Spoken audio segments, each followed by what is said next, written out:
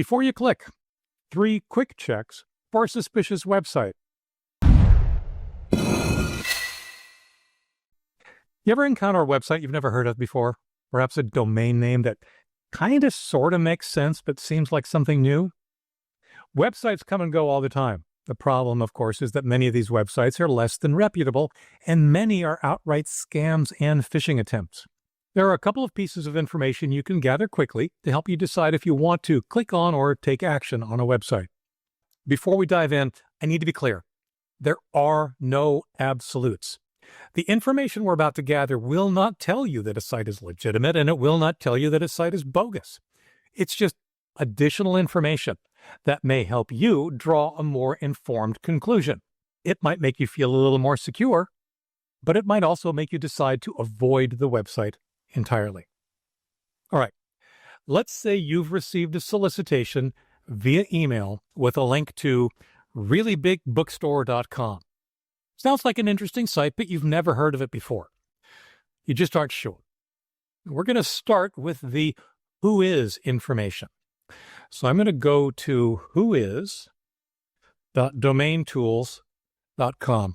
There are several whois sites on the internet. This is the one that I happen to use the most often.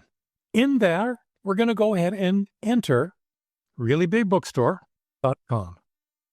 And it's going to look up some information about reallyBigBookstore.com. All right, here we have some information about reallyBigBookstore.com. So we're going to focus on the dates section here. And you can see that there are several different pieces of information here. The created on tells us when the domain was first registered or when it was re-registered after having expired. Unfortunately, it tells us nothing about the current owner or how recently domain ownership may have changed hands. Expires on tells us how long the current owner has registered the domain. If that date is several years from now, I think 10 is the maximum, this actually implies some amount of commitment. If the expiration date is soon, it doesn't really tell us much. It could be a domain registered for a shorter period, but it could also be a lengthier registration just naturally approaching its renewal date. If it's a recently created domain with a short expiration date, then caution is definitely warranted. It could be legit. We all have to start somewhere after all, but it's also a common setup for less than reputable sites. All right, let's talk about location. Included in this whois information is the IP address of the server currently hosting the domain. So that's these lines here, IP address, IP location, and in this case, ASN. This example tells me 2 things. 1, the server is located in the United States, Oregon to be specific, and the server is managed by Amazon's Amazon Web Services, AWS. Neither of those is particularly good or bad. I think of them as neutral. Many malicious servers exist in the United States and even on AWS servers.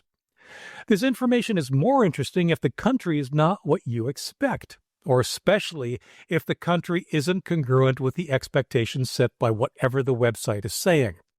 A website that purports to be a local provider of merchandise in rural USA should probably raise eyebrows if its server happens to be hosted in, well, China.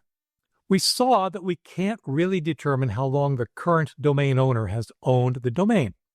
The next best thing is to examine the historical website contents.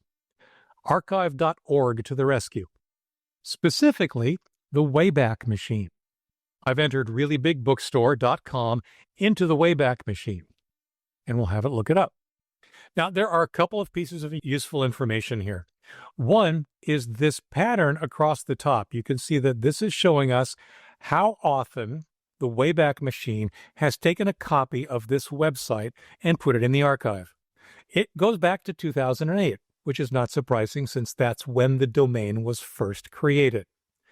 If this seems consistent, in other words, it's doing a few snapshots every year, that's a good thing. On the other hand, if there are gaps, like in this case, 2020 has no snapshots, that might warrant a little bit of investigation. Especially if the only snapshots are recent That implies that the site may not be very old or established. Pick a snapshot, perhaps within the last year, and examine what the site looks like at that time. Now, it also means we need to compare against what the site looks like today. So I'm going to go ahead and have a quick look at reallyBigBookstore.com, and there it is. Yep, it's a page that I've set up for these kind of examples. If we take a look at the Wayback Machine and we go back, say, I'll go back to 2024, and we'll pick one of the arbitrary dates on which they have taken a snapshot, and it kind of looks the same. There might be some minor differences, but you can tell that this is really the same site. So that implies that this site has been basically what it is today for at least a year. In our example, we, of course, can go all the way back to 2008 and pick one of the dates there, September the 26th, 2008. And sure enough, it's still the same site. I've had it for a long time. If it's a different site or a coming soon parking page at any of these snapshots, that tells you that this site was developed, put together relatively recently, especially if, say, that parking site or that other site was what you found like within the last year. Now, again, just because a site is new doesn't mean it's malicious. Again, we all have to start somewhere. However, there's a certain level of trust that a long-established site might warrant that you simply can't apply to something more recent. So, let's put it all together. A younger site warrants more caution than a well-established site.